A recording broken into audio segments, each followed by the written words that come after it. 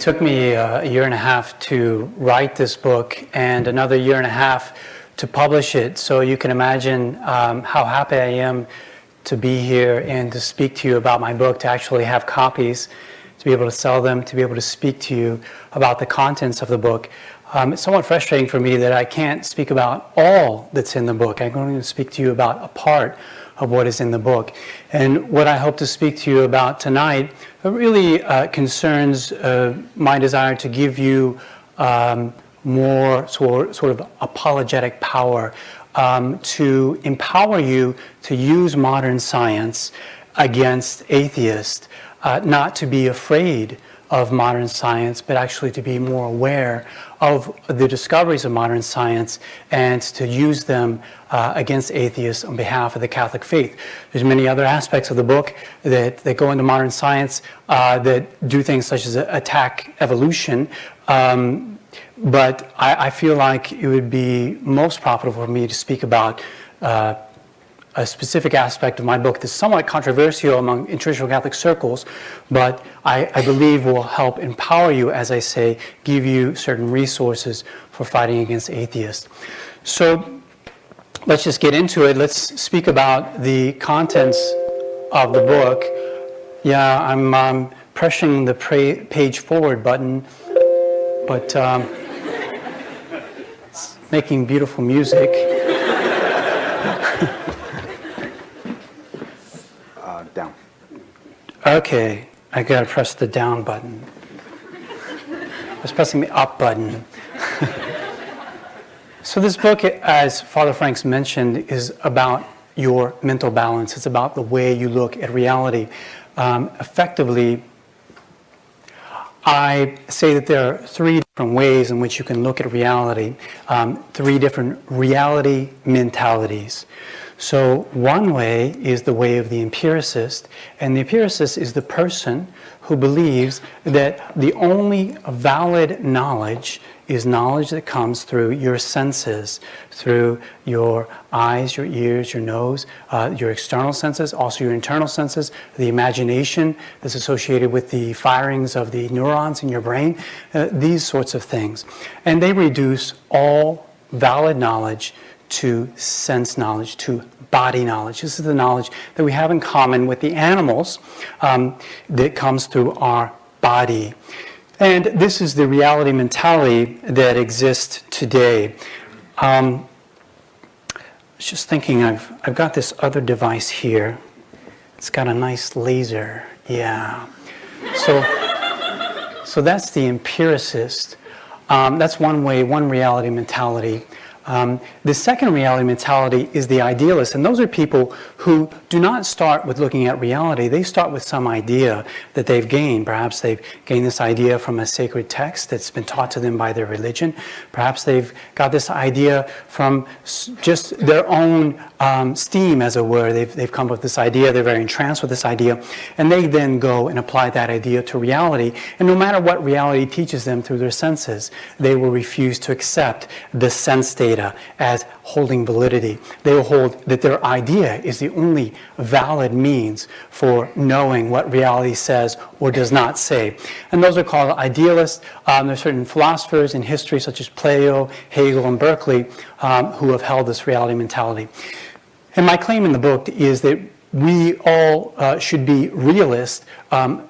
Realist being someone who's willing to accept both the body knowledge that comes through our senses and the knowledge of ideas. Accept the validity of ideas as giving true knowledge, accept the validity of our senses as giving true knowledge. And what I try to argue is that this is the human way of knowing. This is the way God has constructed us to know reality. We're meant to know in a sort of two-stage fashion through our senses and also through our spiritual faculty, our mind.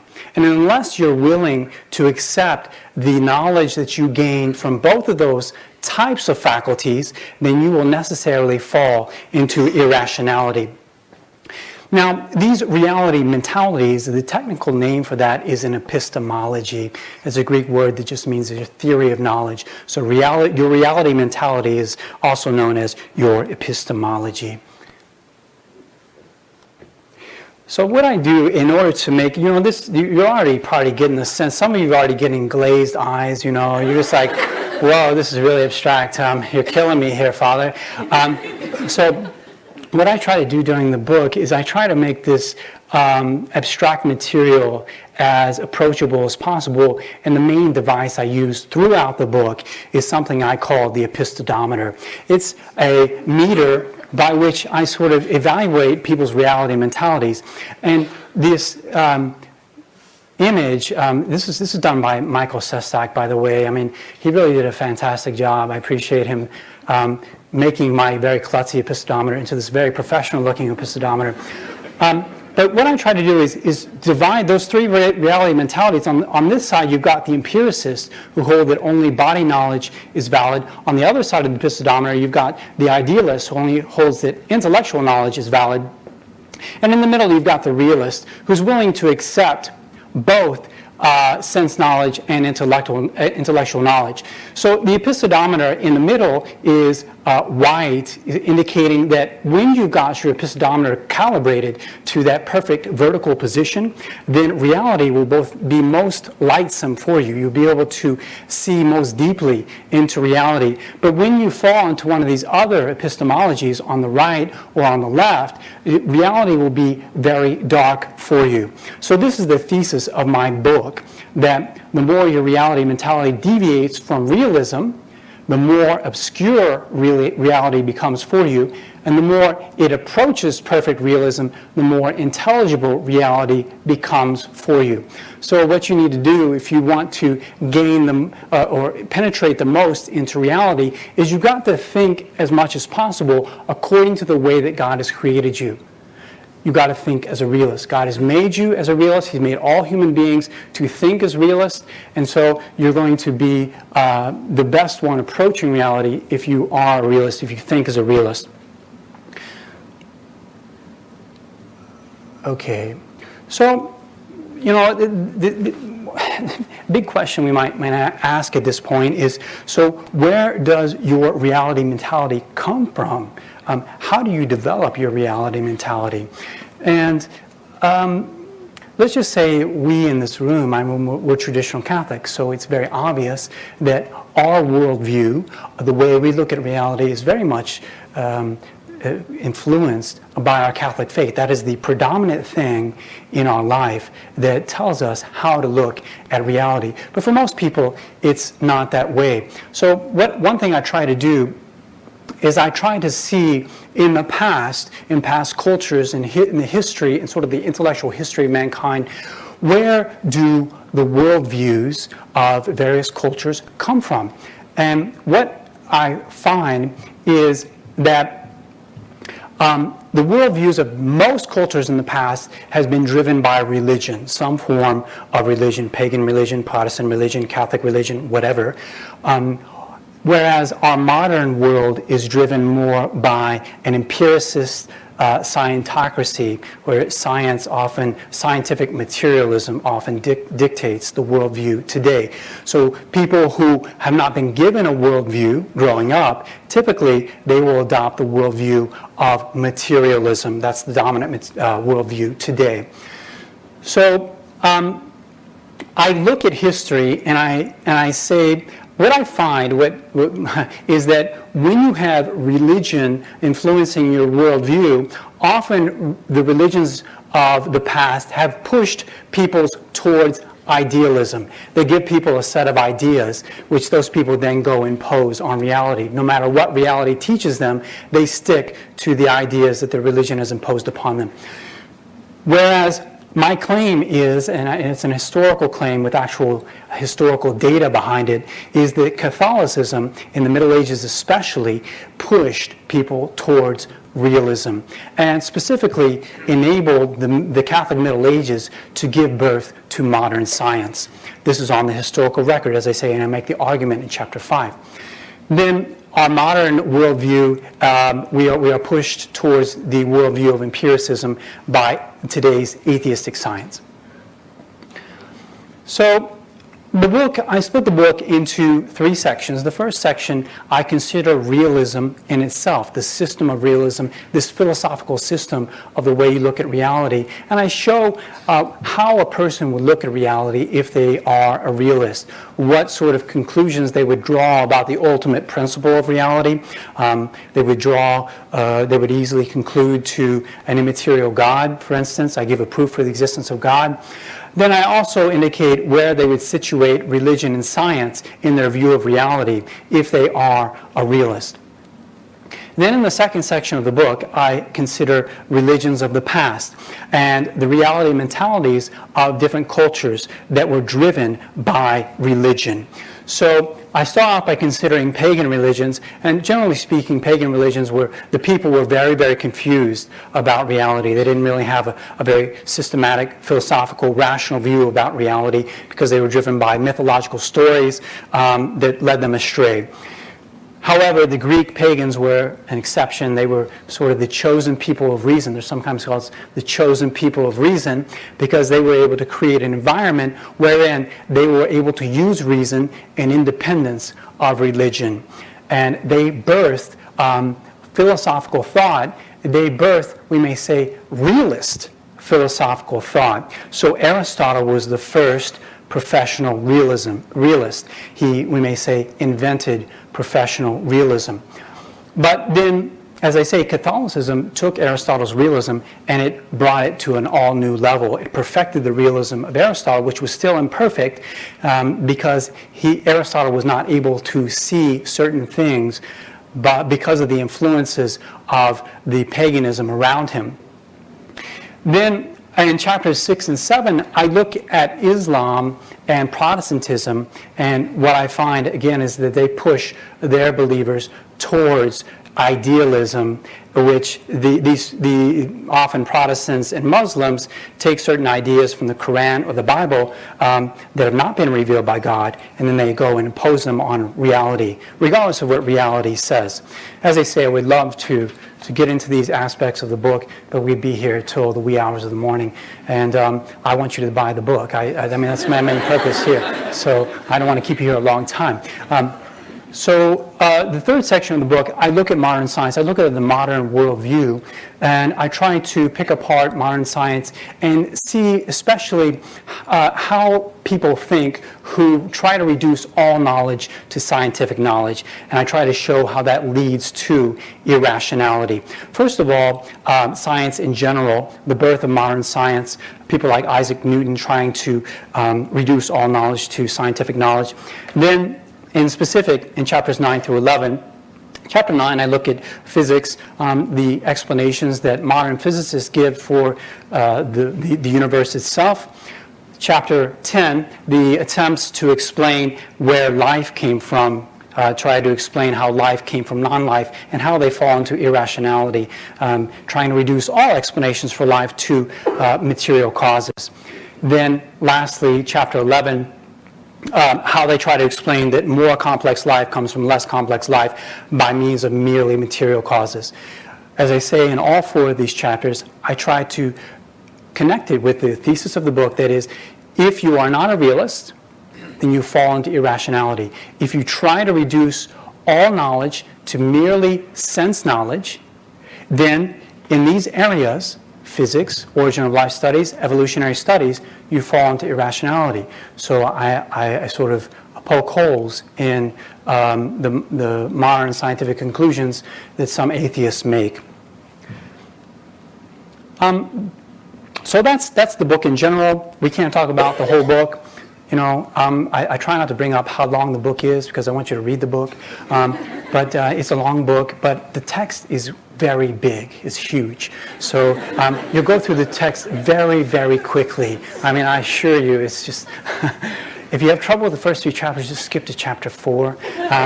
It'll go even quicker. So I want to talk about my favorite chapter, chapter 9.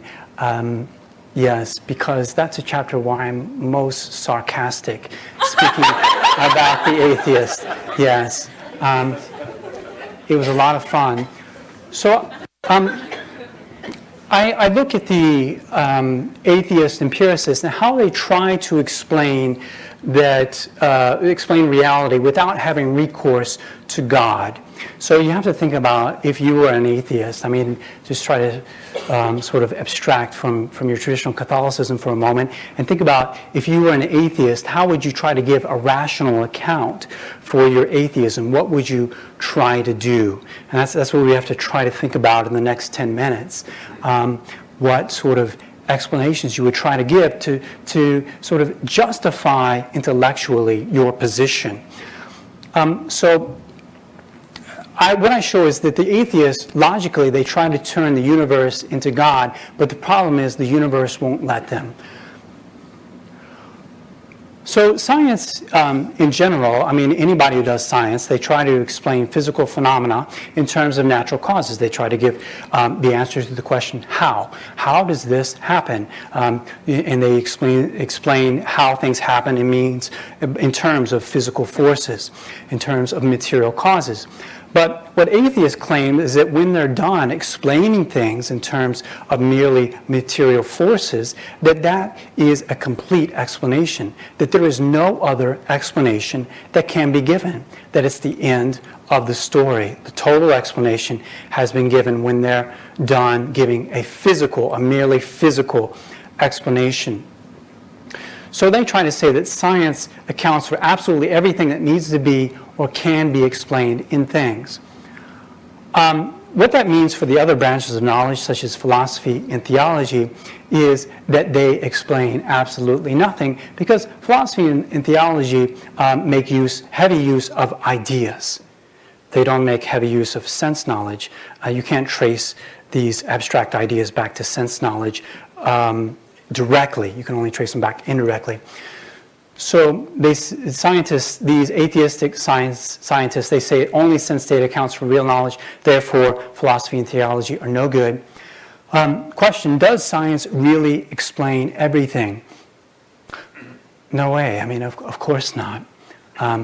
For one thing, these scientists are taking a philosophical position. Empiricism is not a scientific position. It's a philosophical position. In other words, you don't become an empiricist by measuring things. It's not measurements that teach you to be an empiricist. It's rather a philosophy that you choose to adopt by an act of your will. But beyond that, I mean, they can't explain the origin of human concepts that are used to formulate and explain scientific theories. Scientific theories themselves are idealizations of material reality. They cannot give any reason why certain things exist and others do not.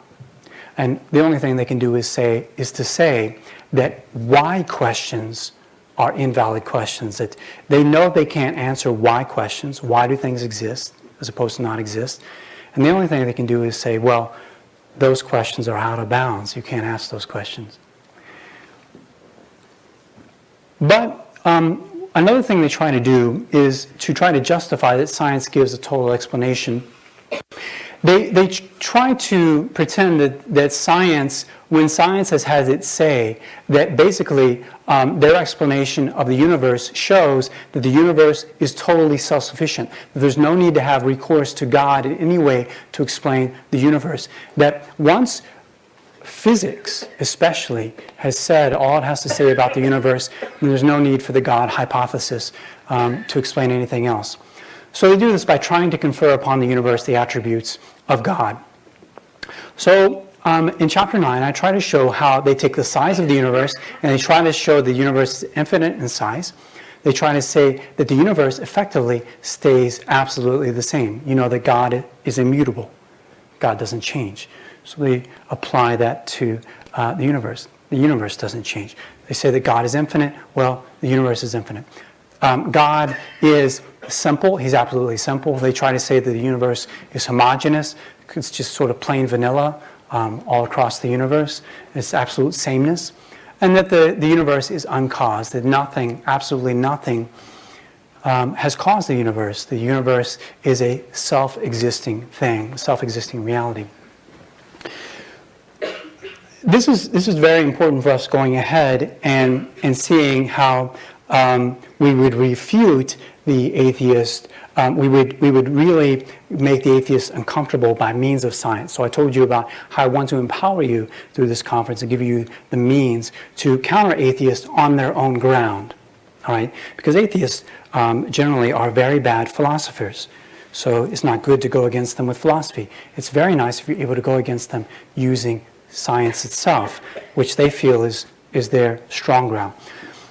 So they try to confer the universe, the properties of God on the universe, and therefore they're really pantheists, not really atheists, really pantheists, in the sense that they make the universe God. This view is contradicted by philosophy, but they're not philosophers and they don't really accept philosophical arguments.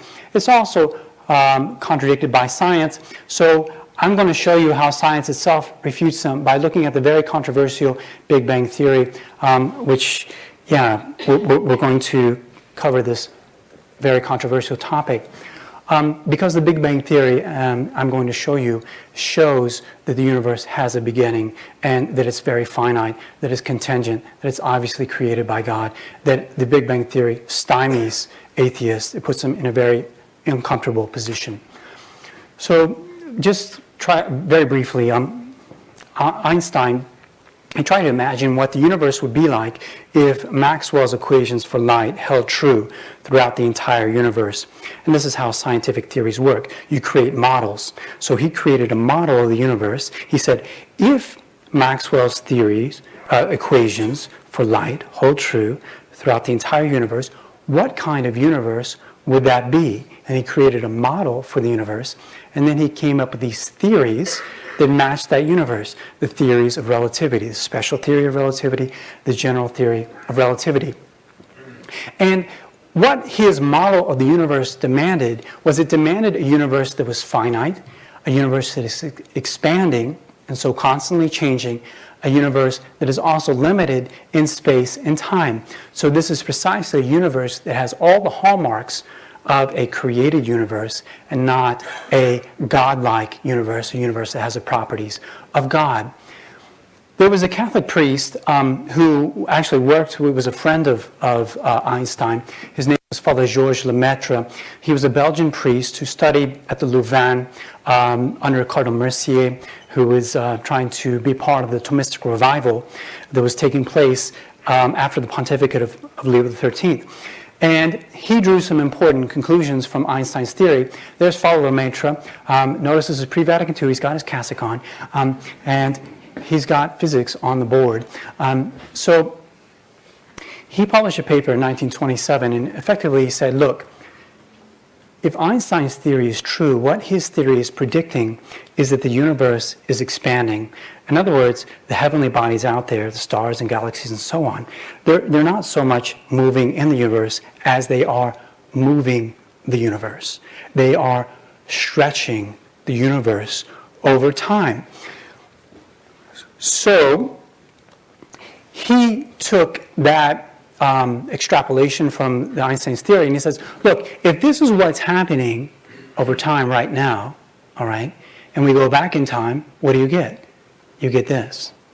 And we go back and back and back and back and back, and eventually you get to a single point that the universe would originate with a single burst of energy, which he called a primeval atom. He wrote a book entitled The Primeval Atom, hypothesizing the universe might have started in this way.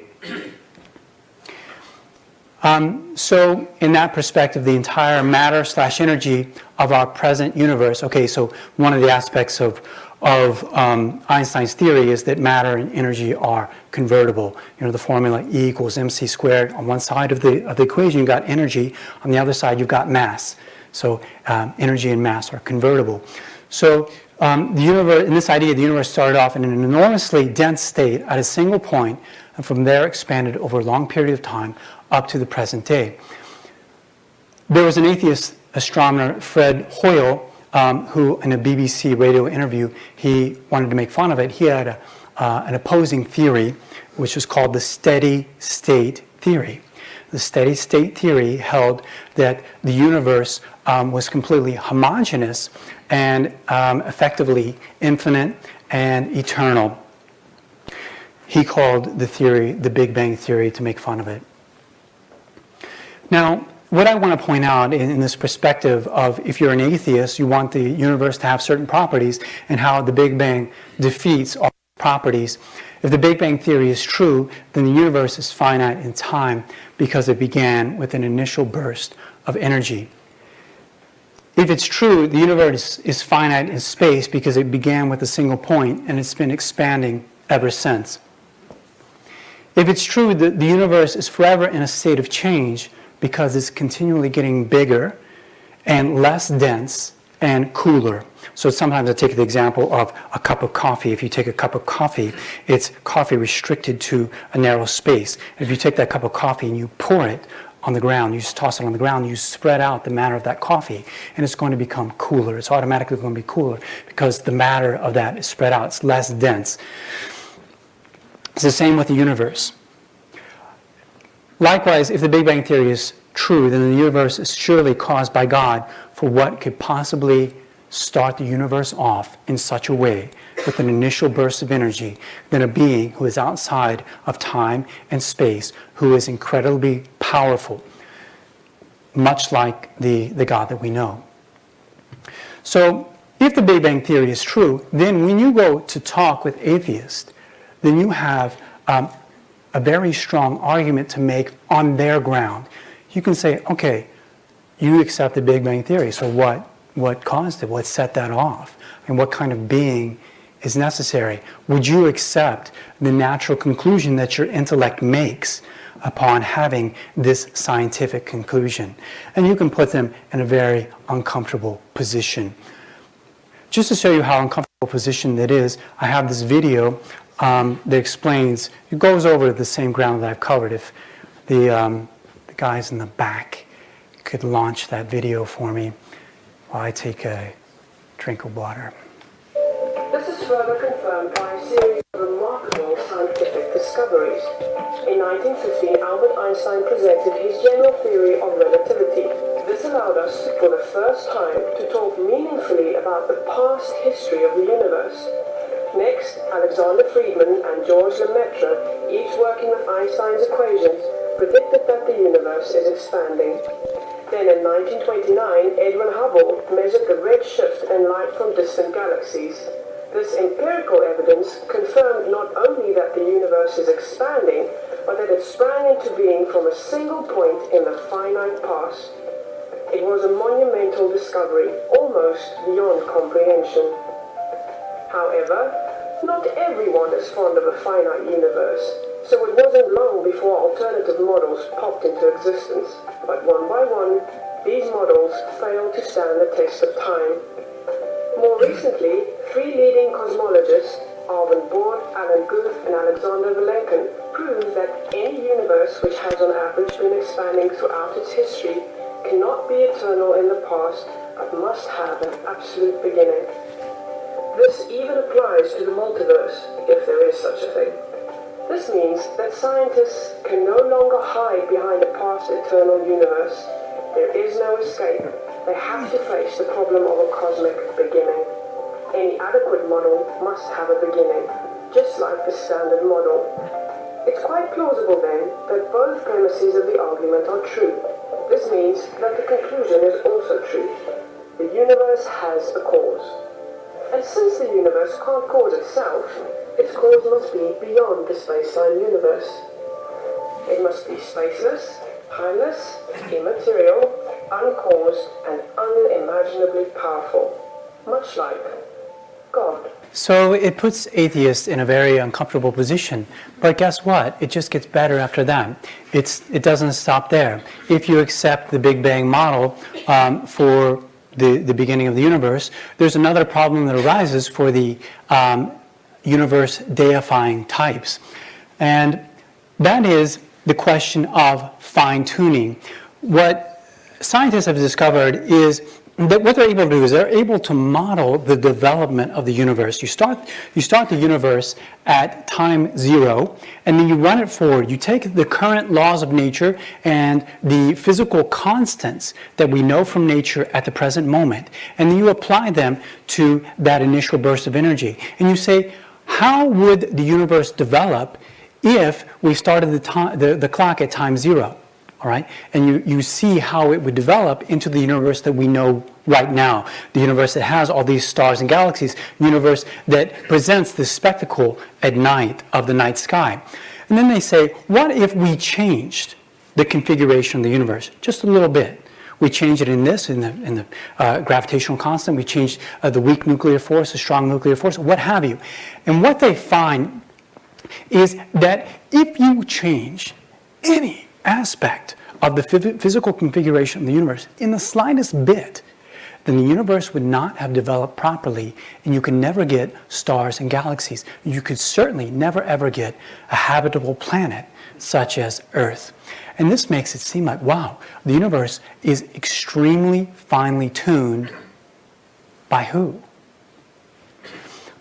So, in other words, the chemical, not the biological, the chemical evolution of the universe had to be very specifically configured. In other words, in my book, I support the idea of a chemical evolution. We can replicate chemicals turning into chemicals. Whereas the idea of biological evolution, life forms coming from non-life, or less complex life forms turning into more complex life forms, that's not replicable, and in fact, it has no empirical evidence behind it.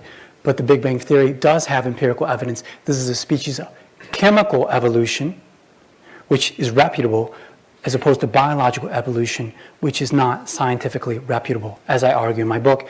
Part of a book I don't have time to cover today, but you're really going to enjoy it if you read those chapters. So this fine-tuning of the universe produces overwhelming evidence that the universe is designed. I asked the men in the back to show this second video that explains this notion of fine-tuning.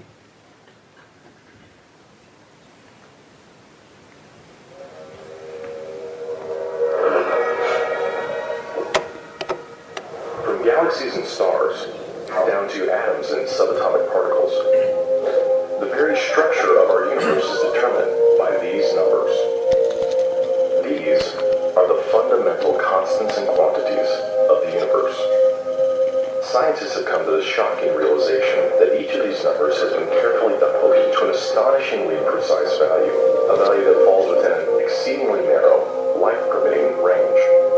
If any one of these numbers were altered by even a hair's breadth, no physical, interactive life of any kind could exist anywhere. There'd be no stars, no life, no planets, no chemistry. Consider gravity, for example. The force of gravity is determined by the gravitational constant. If this constant varied by just 1 in 10 to the 60th parts, none of us would exist. To understand how exceedingly narrow this life-permitting range is, imagine a dial divided into 10 to the 60th increments.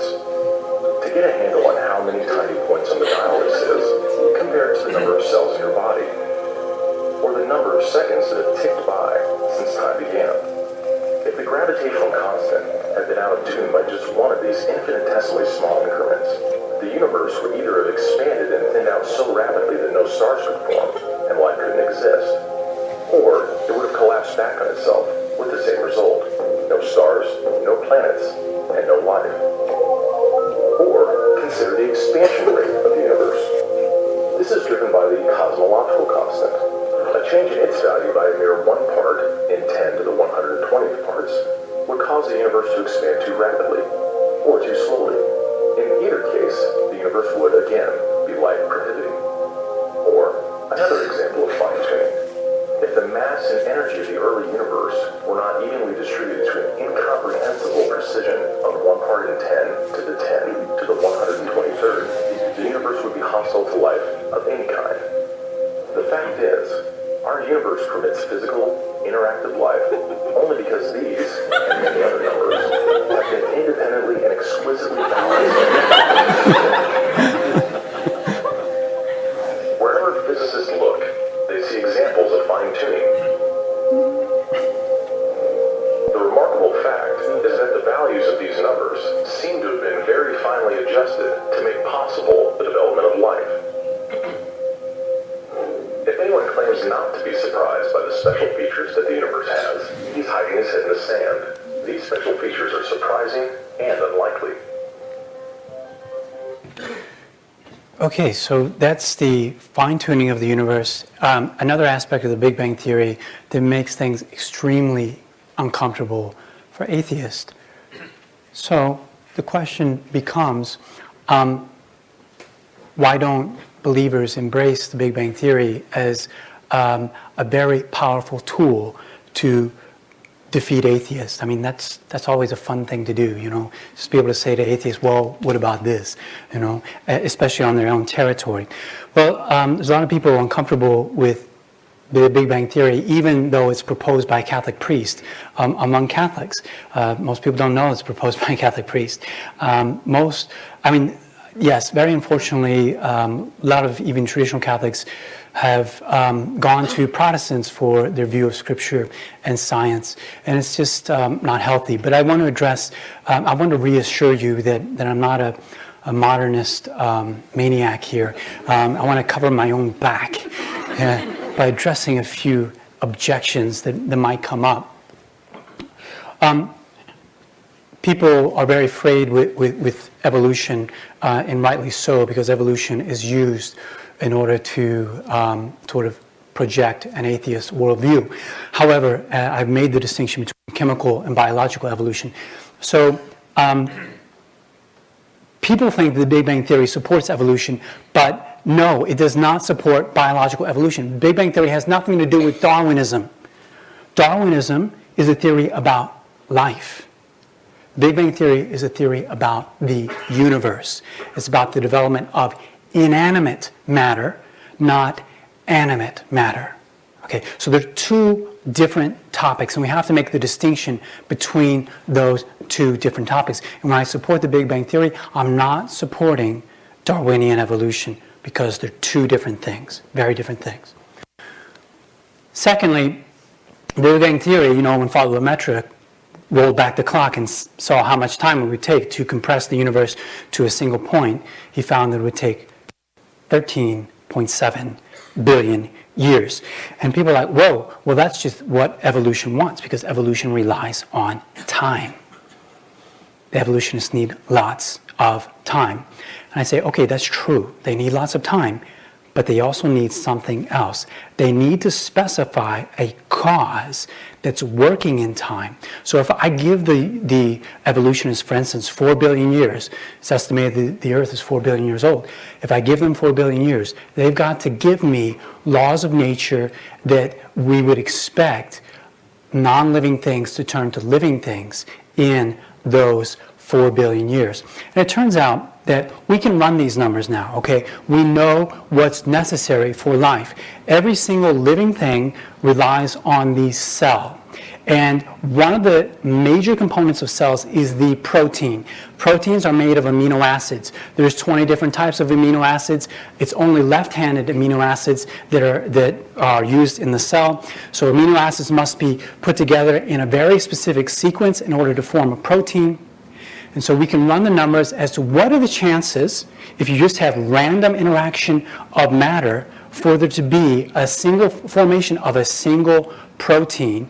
If you give the evolutionists, if you say we take all the particles in the universe, 10 to the 80th power particles, if you have them interact 10 to the 43 times each second, and you take 10 to the 17 seconds since the universe started, if you give them all those interactions, what are the chances of getting a single protein? Chances are 1 in 10 to the 24th power, which, your chances are much better with the Powerball, a lot better. Okay, so it's effectively zero. There's no chance. There's no chance. So there's no scientific data that should compel us to believe in biological evolution, whereas there is scientific data to compel us to believe in the Big Bang. They're two different topics. All right, let's look at the reactions of the Big Bang Theory, and to get back to our theme as to the effect of your worldview on reality and the conclusions that you draw, and whether reality is lightsome or darksome. So we'll see the reaction of the atheists, of the Protestant fundamentalists, and of Catholics. First of all, the atheists, I've got Robert Jastrow here. He was an American astronomer, NASA astronomer. He died a few years ago. He died an atheist. But he expresses in one of his books, The Enchanted Loom, something like that. And he speaks about the reaction of the atheists to the discoveries of the Big Bang Theory. He says, for the scientist who has lived by his faith in the power of reason, the story ends like a bad dream. He has scaled the mountains of ignorance. He is about to conquer the highest peak. As he pulls himself over the final rock, he is greeted by a band of theologians who have been sitting there for centuries.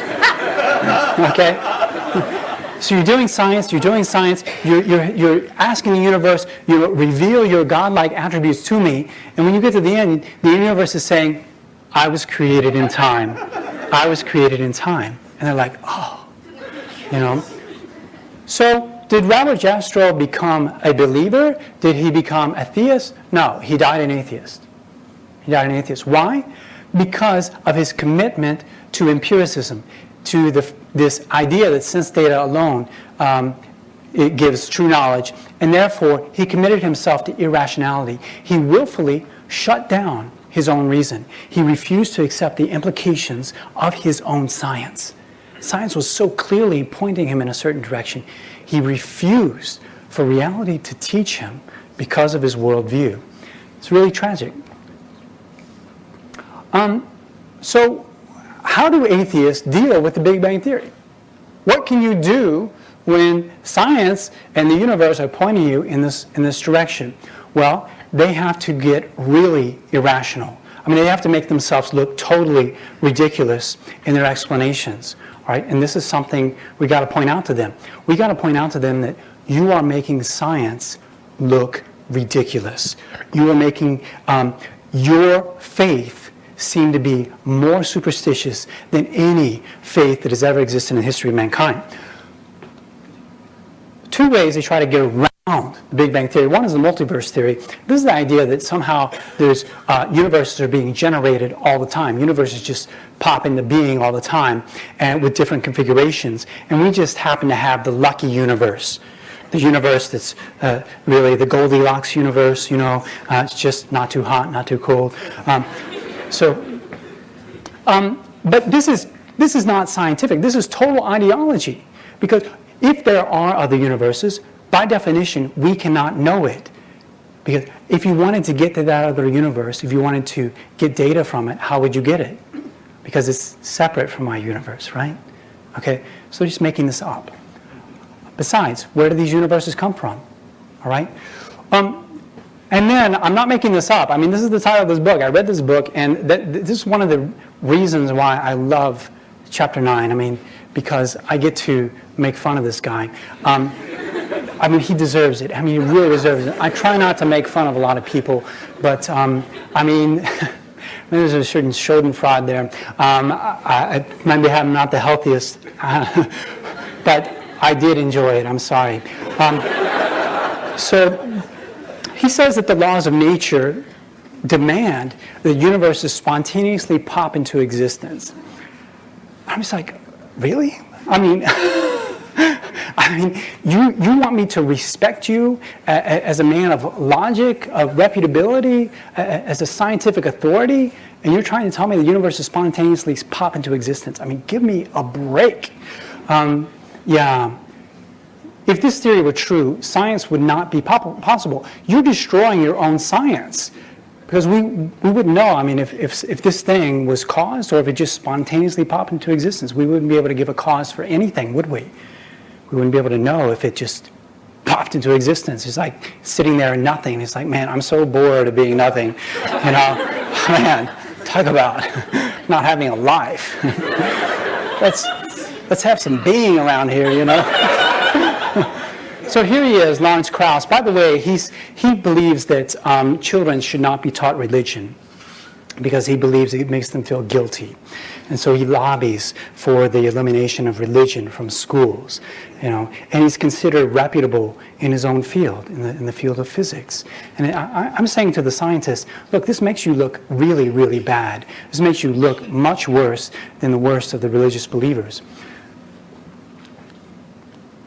Okay. Catholic reaction. Our understanding of Genesis, we believe that the Bible is primarily meant by God to teach us supernatural truths, truths that we could not discover by our own reason. Very important supernatural truths. So Genesis 1 teaches very important supernatural truths. There's one God outside of the universe, created that universe from nothing, such that the universe had a beginning in time. That God created man directly, and Eve was formed from Adam. Monogenism, that the entire human race has a single set of first parents, that our first parents were created in a state of original justice, that they fell from that state by sin, and the wound of their sin was communicated to the entire human race. The church teaches that Genesis was meant to teach us these truths. And if we look at Genesis, we see that it's extremely effective in teaching these things, that God created everything. The six-day description very clearly indicates that God separating parts of the universe and then adorning those parts, which brings home to us that He's in charge of the entire universe. The church does not make us believe that Genesis teaches. The church tells us Genesis does not teach the universe is a certain age, the earth is a certain age, human race is a certain age, or that the universe developed in a certain way. So Cardinal Ernesto Ruffini, who is one of the conservative fathers of Vatican II, he wrote a book, Evolution Judged by Reason and Faith. He said God could very well reveal, and who doubts it, in what order and in what time He made the various things appear in the world, but in His inscrutable wisdom, He preferred to leave such questions to human research. In other words, God wanted to reveal to us things we could not know by our own reason, and He left us to explore natural truths that we could discover on our own. He gave us reason. It's sort of like what you do with your children. You just like send them on a hunt for things because you want them to exercise their own reason. So the church considers question of the age and the development of the universe to be questions of science. They're not part of the revealed truths contained in the Bible. I looked at all the pre-Vatican II scripture manuals. I taught scripture at Holy Cross Seminary, and that converted me from creationism of the Protestants. And I found that no Catholics hold the Protestant view in pre-Vatican II manuals. So this is why Pius XII had no problem with the Big Bang Theory. He gave a speech to the Pontifical Academy of Sciences in 1951, indicating its compatibility with the Catholic faith. He said, he mentioned that the theory pointed to a universe that was between 5 and 10 billion years old, and he said that far from contradicting Genesis, the Catholic reading of Genesis, that this supports Genesis. Here's his quote. He says, although these figures may seem astounding, nevertheless, even to the simplest of the faithful, they bring no new or different concept from the one they learned in the opening words of Genesis, in the beginning. That is to say, at the beginning of things in time. The figures we have quoted clothe these words in a concrete and almost mathematical expression, while from them there springs forth a new source of consolation for those who share the esteem of the apostle for that divinely inspired scripture, which is always useful for teaching, for reproving, for correcting, for instructing. So in other words, he had the same reaction as Robert Jastrow. He said, wow, this confirms what we believed all along. And so we should embrace this as something that is a new weapon that we have in support of our faith. All right, so the fundamentalist Protestants, they do not like the Big Bang Theory because it contradicts their interpretation of Scripture. So as you know, the Protestants put all truth in the Bible. They believe that God willed to put all truth in the Bible. The Bible is the beginning and end of all truth, whereas for us it's only limited, and that God put all truth in the church for us, not the Bible. For them, each individual must find for himself the truth in the Bible. In other words, for Protestants, God willed the Bible to be the source for humans to gain knowledge about Himself. There is no other source. That is the beginning and the end of all knowledge. If that is your perspective, that God willed all truths in the Bible, then of course, if God willed the Bible to be used by everybody, and He hasn't given an authoritative interpreter of the Bible, then the Bible must be easy to read. It must be accessible to everybody. And therefore, it would be natural for you to choose the literal sense. The most direct and obvious sense would be the sense. You wouldn't be likely to interpret the Bible sometimes literally, sometimes allegorically. You wouldn't expect to have a careful explanation of the Bible by an authorized interpreter, a divine institution. So they come up with the idea that God willed to teach truths of physical science by means of the Bible, whereas if you read the scripture encyclicals of Leo XIII, Benedict XV, and Pius XII, they would say Scripture is not a science book. So according to them, the universe was created in 6 24-hour days in the exact literal way and order described by Genesis 1. That the universe, the solar system, and the earth were created in a completely formed state around 6,000 years ago, and that the flood, which we must admit happened, but they consider that it covered the entire earth, and that all the animals that we currently have were on the Ark of Noah. The traditional Catholic exegetes pre-Vatican II would hold that the flood covered all of the habited earth. Not the entire earth, but all the earth that was inhabited by people. And so what they do is they take these beliefs that they hold are revealed by God, and then they go out into reality and they try to confirm them by certain things in reality. In other words, they're idealists. They try to impose these ideas on reality. No matter what reality teaches them, they'll always fit them in these conclusions, and they call their field creation science. So they reject the Big Bang Theory outright on the basis of religious grounds, even though it has strong empirical evidence and it supports theism. By doing that, they make the Bible seem to be the enemy of science, and they make the Bible and religion seem to be the enemy of reason. They fall into a species of irrationality. I grade them as on the side of idealism. Not completely. I'm not as hard as them as they are on the scientists. They're not as irrational as the scientists. But still, they fall on the side of idealism to a certain degree. Moreover, if they were consistent, if they wanted to interpret Genesis 1 absolutely literally, they would hold that there is a roof over the earth, the firmament. The firmament is something firm. It's something hard. So the Bible describes there being this firmament above the earth, and that there's water above that roof, that there's water surrounding the sides of the earth. They would hold that God uses human words and speaks to himself, that God has a body with which he moves over waters, and that the earth is flat, because Genesis describes the earth as being flat.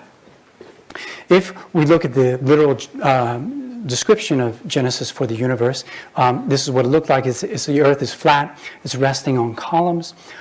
There's this roof over the earth that has certain fissures in it, and then there's waters. There's waters over the firmament, and there are some Protestants who are totally consistent with the Bible, and they founded something called the Flat Earth Society. I mean, they actually exist today. And another comment I give, I've got one of their videos. It's really spooky, They say the universe brought to you by the Freemasons and the Jesuits. Yeah. Well, at least they are consistent with their own principles, I mean, they're being actually consistent. Now, what this does, I just want to emphasize the conflict that this creates between religion and science. I blame the modern perception of the conflict between religion and science on the Protestants. It's wholly rests on their shoulders and their literal interpretation of the Bible. So, what this does, what their view does, is it destroys historical sciences. Because if the universe is only 6,000 years old, then it has no real history. Everything was created by God fully formed. Thus, when you find any evidence that the universe might have a long history, wherein it developed over time, it has to be discarded. So I use the example of Pluto. So in 2015, there was this probe that we sent out more than a decade before that finally reached Pluto and took the first high-res pictures of Pluto. So the first time that we really saw the details of the features of Pluto. And this is what Pluto looks like. And you see something like that, and you're like wondering how that formed. And if you just use the processes that we know of here on Earth, what you realize would take much longer than 6,000 years. And that would be a natural inference. But the Protestants are going to tell you, no, no, no. God created it to look just like this. He created it like this. All right? You would say, well, that's tricky. That's tricky because it looks like these things formed and they weren't created directly. And they would say, yes. In the spirit of Luther, they would say, that's because God wants you to distrust your reason. He wants you to take your reason on one side and the Bible on the other, and he wants you to get rid of your reason for his honor in order to bow down what it says in the Bible. And I say to them, well, that's not my God. You know, my God is not a God who gives me this great faculty of reason and then tells me to put it on the floor and step on it in his honor. This is not a God that you want to love, a God that you want to worship, is it? So the theophobia that we have today, the modern world has a great theophobia, a fear of God. I blame it on the Protestants. Their God idea is very different from our God idea. Secondly, it destroys the principle on which science works. To be able to do science, there have to be natural laws that hold true throughout the entire history of the universe. This is the principle, what's called uniformitarianism. So the laws that we observe today have to have been working the whole history of the universe. If they were, then you can make conclusions about what happened in the past. If the laws were different, then you don't know what they were in the past. And you can't do science, okay? All right, so just in conclusion with this example of the general thesis of my book, you take the empirical evidence for the Big Bang, which I wasn't able to get into detail, but as I say, it's somewhat compelling. You pass it through the atheist filter, their worldview, the empiricist filter. They're able to accept the evidence for the Big Bang theory, but they reject the implications, the intellectual implications that their sense data is telling them. So they reject reason for their atheist faith.